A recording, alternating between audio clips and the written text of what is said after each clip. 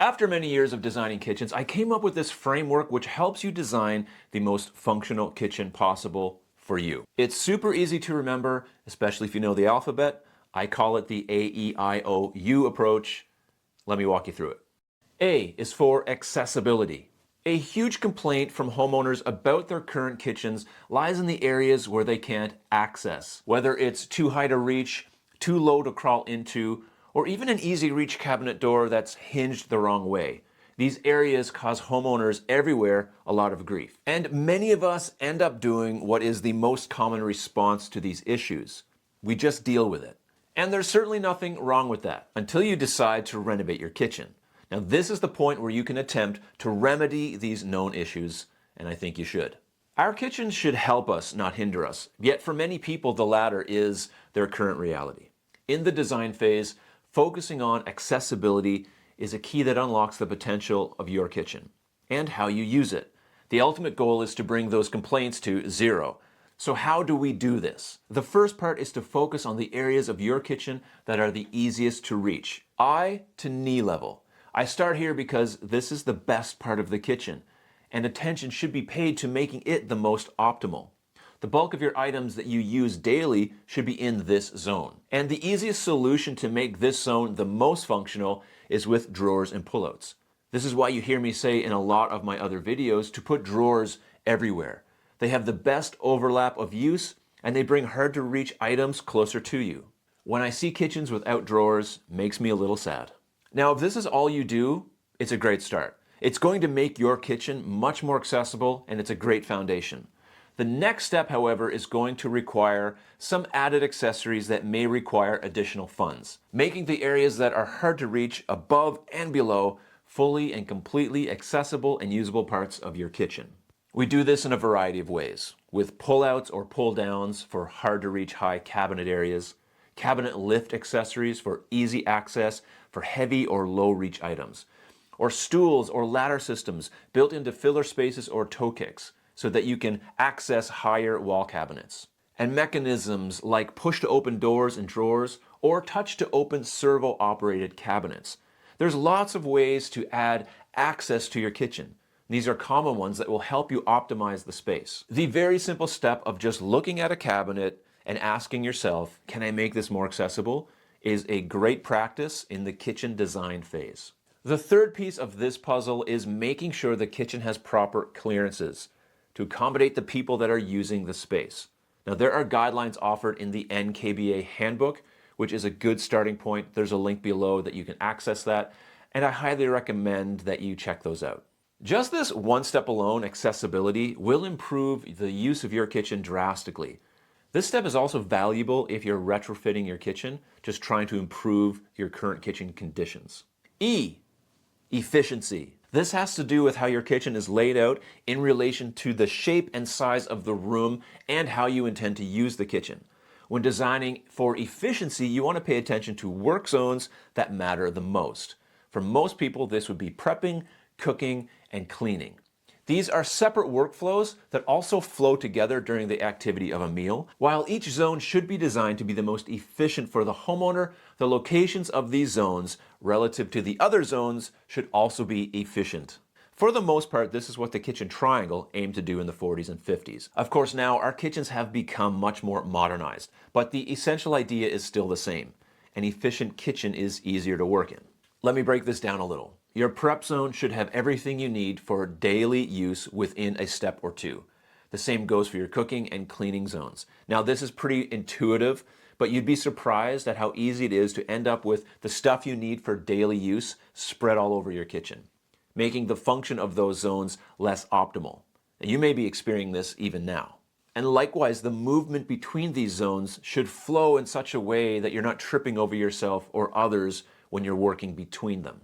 For instance, a cooking zone is centered around a range or cooktop, and its location relative to the prep zone should be within a few steps for maximum efficiency, as with the sink. So placing a fridge between these zones in a way that adds congestion to the flow of the prep and cooking is not going to be very efficient. For one, it's a tall, deep unit that cuts off the area visually, and it's quite intrusive. And while it's an essential part of the prep workflow, It's also an appliance that everyone tends to gather around and stare into, creating a bottleneck in your work zone.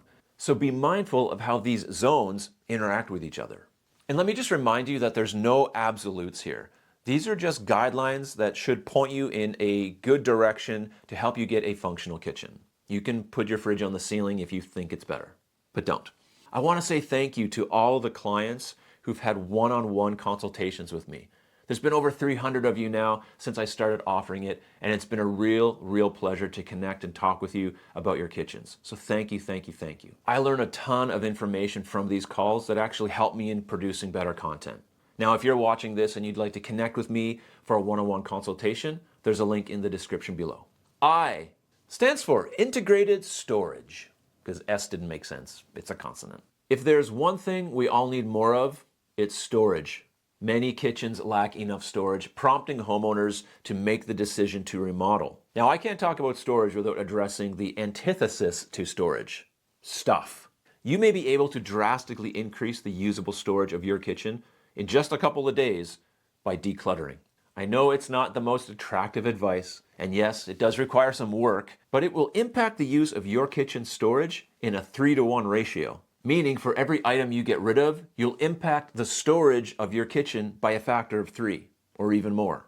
In full disclosure, I made up that ratio, but I wouldn't be surprised if it's pretty accurate. So take that one with a grain of salt, okay? All right, moving on. So start increasing your storage by decreasing your stuff. Every little bit of decluttering helps, but at some point you're going to hit a wall where you're left with the stuff you absolutely need.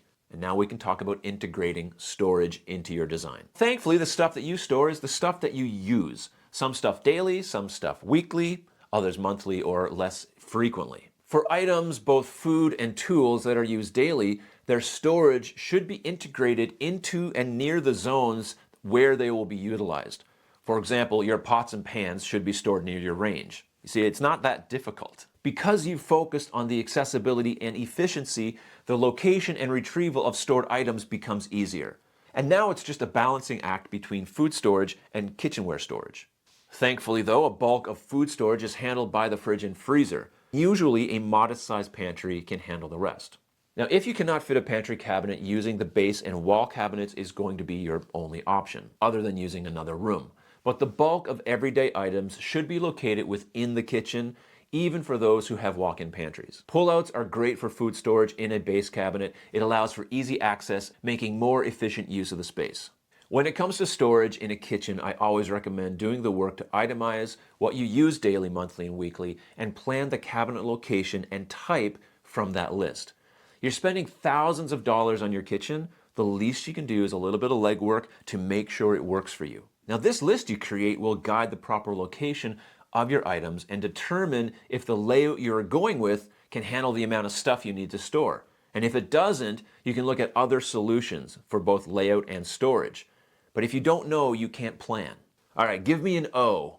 Oh boy, here comes the O. Oh my. Organization. Now I really need you to understand something. Organization is not something that you do after your kitchen is installed and you're trying to fit everything in. It's something that you do in the planning stage to ensure the proper use of your kitchen when it is finished. This is also one of the enjoyable parts of planning a kitchen, as there's so many accessories and tools and options to help you stay organized. We'll talk about a few specific items that need attention in most kitchens. One I can think of is lids. These can wreak havoc cluttering up a kitchen cabinet, but there are lots of solutions. Tupperware. Need I say more? If one thing can get out of control in a kitchen, it's Tupperware, especially Tupperware lids. And then missing lids and mismatched lids, just everywhere. But there are solutions, so don't lose heart. Trays and sheet goods. These are used quite frequently, and having them stored and organized in a way that is efficient and useful is a game changer, instead of digging through a drawer trying to get the one you need. Spices. Did you ever buy nutmeg only to realize later on that you actually had a whole other bottle of nutmeg? Organizing spices is a YouTube channel all to itself, so finding tricks to organize these for frequency of use is a game changer. I guess the bottom line is don't sleep on organization. Make sure it's something you prioritize. U actually means user focus, but it also can mean you focused, because sometimes why? Your kitchen should be all about you. Never design a kitchen for someone else. Unless you are renovating to sell, then that's a different topic. Your kitchen needs to be designed for you, the user, meaning you can customize it to suit your needs and abilities. When you're working with your designer, they should be focusing on how you use the space. They should be asking questions like, what do you love about your current kitchen? What do you hate about your current kitchen? What's the one big problem that's causing you to want to do a renovation in the first place?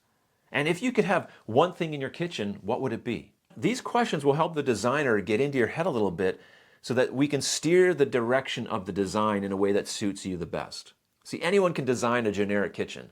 I can do it in my sleep. But an intentional design for a specific homeowner's needs and wants is totally different. User-focused design will always be the answer.